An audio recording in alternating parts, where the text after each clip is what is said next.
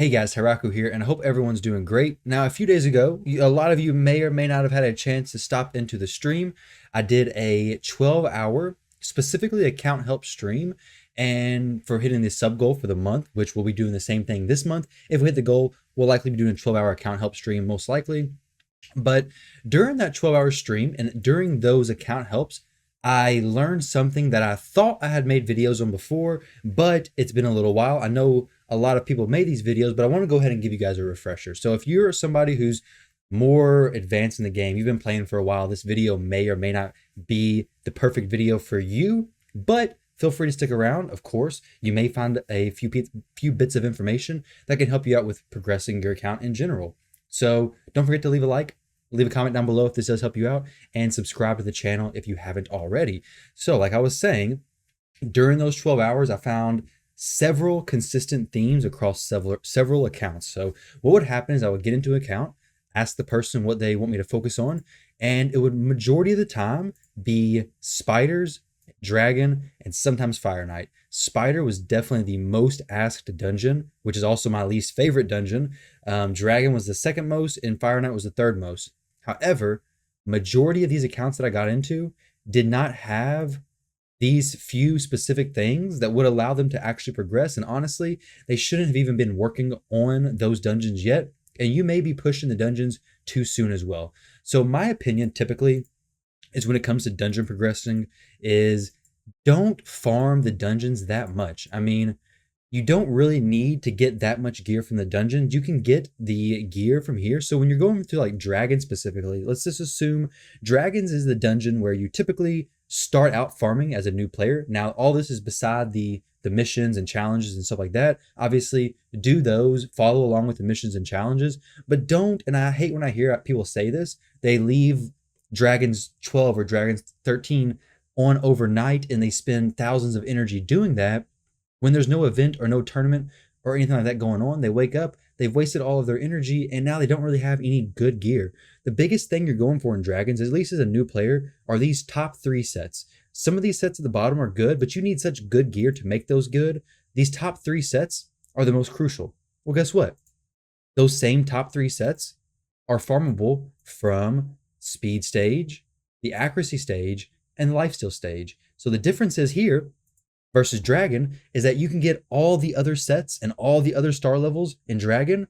So it's even more RNG versus here, you can actually come in here, farm the boot stage until you get a pair of 4 or 5 star speed boots with speed main stat, and then throw them on your champion. You're going to have a much better set, a much better setup for your champions. So don't put so much priority on doing the dungeons. Honestly, I wouldn't even look at dungeon farming until stage 13 at the very minimum. And I wouldn't even do farming there. I would just do a little bit extra maybe every now and then. But honestly, stage 16 is where it starts to become worth it, I guess, because stage 13, you can still get those experience brews and things like that to drop the mystery shards, things other than gear. If you're farming for dragon, you want gear. So stage 16, at that point, you can kind of start farming. Now, if there's tournaments and events going on, definitely take that as a time to actually get in there and do it, even if you're not in those further stages, because you can kind of make sense of it.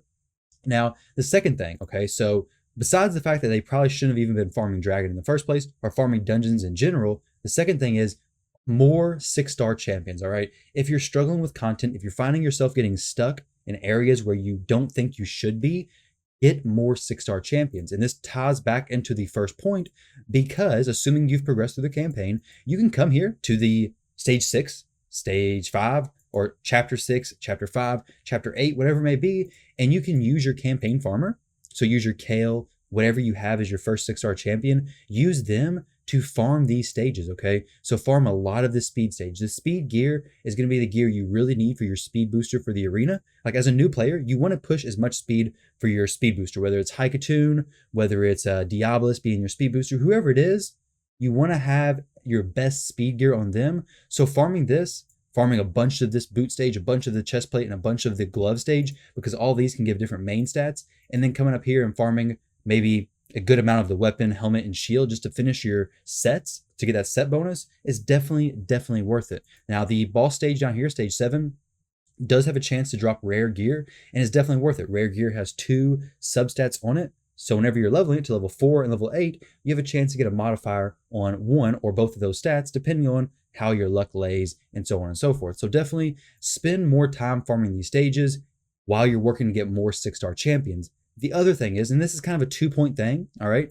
Minotaur and masteries, all right? Mastery your champions. Your champions need masteries. Like I can't, it's hard to explain. It's hard to really, well, other than actually doing it, it's hard to emphasize how important masteries actually are for your champions, especially when you're low level and you're working on things like the clan boss, you're working on just farming. I mean, here's a few masteries just as an example, all right? So you have War Master. Throw this on Kale, and I can almost guarantee you if he's in lifesteal gear, he's going to do millions of more damage than what he was doing without having this single mastery, all right? Throw something like Whirlwind of Death on your campaign farmer. Their speed is going up each round. They're killing things, allowing them more chances to hit the enemy twice before the enemy goes, allowing your farming to be much better. Throw this on a champion as your campaign farmer. You're going to be running them alongside other champions. Whenever your other champions die, the Wrath of the Slain is going to kick in. Now, this is not as important later on in the game because later on levels, you typically have campaign farmers who don't even let the enemy take a turn. So early on, this is very beneficial. Later on, not as important. Other masteries, kill streak, same thing. Whenever you kill somebody, you get extra damage. So definitely, life drinkers, similar things. Definitely work on masteries. Now, I did see a few accounts that had invested a lot of energy into Minotaur, which, I mean, I understand. And Minotaur is the only place you believe you can get masteries from, and for a long time it was. But recently, they added a thing where you can go in here to your champions, not in there to your champions, but in here to your champions, and let me click somebody who I don't have masteries on. You can literally click masteries, click on one of their masteries, get all scrolls, and pay 800 gems to buy their masteries, okay? So I highly recommend you buy your first one, your first two, maybe even your first 3 champions masteries, because ideally you're going to purchase them and begin to transition into having a 2-person or a 3-person Minotaur team that you can run an extra 2 champions, and then eventually transition into a solo Minotaur farmer, which I did a video on not too long ago, which will be linked up somewhere around this video if you guys want to check that out. It's a very efficient way to farm masteries for your other champions. And honestly, my shield guard did it, and it wasn't a crazy high gear threshold to actually be able to do that. So definitely something you may be interested in. And if you've been playing for a little while longer, that video is definitely something I would recommend checking out, because even myself for a long time, I was running 3 champions or 4 champions in Minotaur, doing it super fast, but being very inefficient. Now, the next thing I want to talk about is gear, okay? It's a process that takes a lot of people a little while to really fully grasp and understand, which, I mean, I do understand, and I do get that, because especially when it comes to percentage stats and things like flat stats, it may not be very obvious right off the bat, especially if you don't watch a ton of content. But these bottom row pieces of gear are the pieces of gear you should 100% be investing in, okay? So a lot of times I get into accounts, especially the boots, okay? If you have speed main stat, when I say speed main stat, that means the speed for the main stat. Even if it's speed set, that doesn't matter, the set, the main stat here, okay? If you have speed boots and they're level 12, you are missing out on a big chunk of speed by not leveling those boots to level 16. The amount of silver you're going to be using to get those to 16 isn't going to be crazy. I mean, honestly, silver is a bad situation anyways, but the speed you get from that is going to be incredible and can more than likely help you out in progressing your account, okay?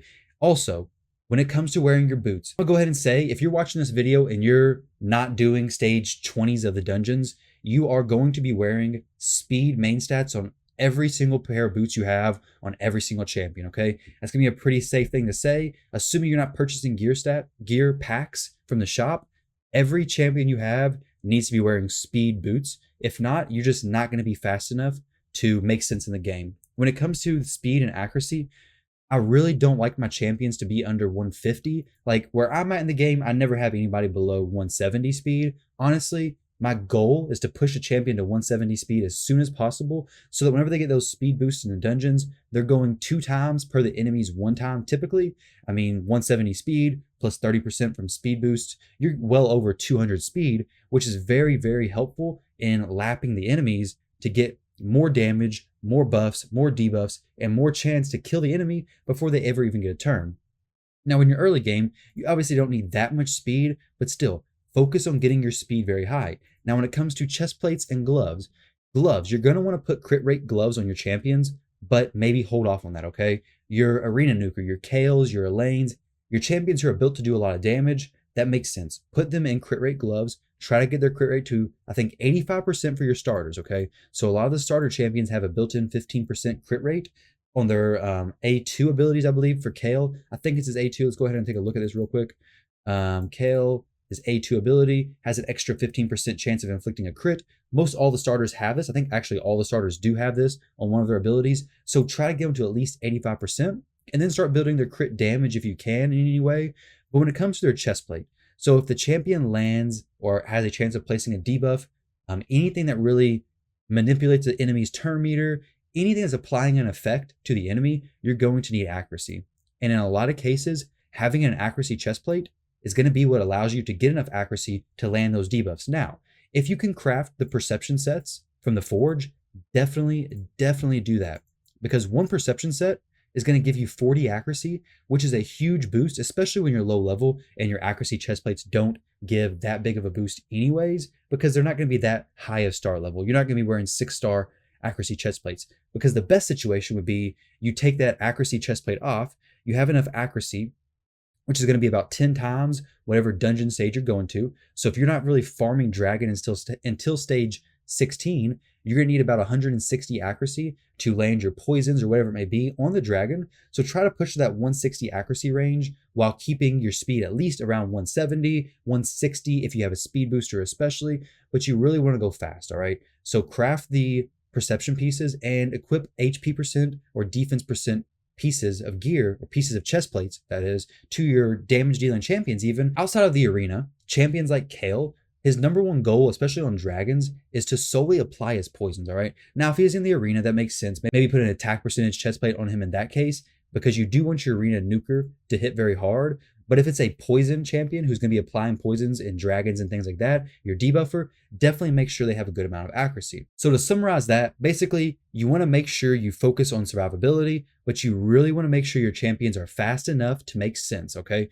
There's really no reason where your champions will ever be at below 150 speed. I don't see a situation where 150 is unreasonable. I think 150 is a very reasonable number to hit, even when you're very low. And then accuracy, if they're going to be applying debuffs, if you're not doing stage 16 of dungeons, if you're very low, at least try for 100 accuracy. You really want to start pushing up to 200, but I know accuracy is difficult to hit. But then after those two stats, make sure you're focusing on making sure your champions can survive. Make sure your champions who are arena nukers, in that case, like Kale, Elaine, your starter champion, who's your campaign farm or whatever, those champions you can kind of steer to the side of doing a little bit more damage, because in the arena you do need to have one big hit where it hopefully wipes out the entire enemy team. But for dungeons, focus on survivability. That is so important. That's probably the biggest thing, or one of the biggest things I see in a lot of the accounts that I did for the account help, was they didn't have the proper amount of speed, the proper amount of accuracy to make sense for the level of content they were currently doing.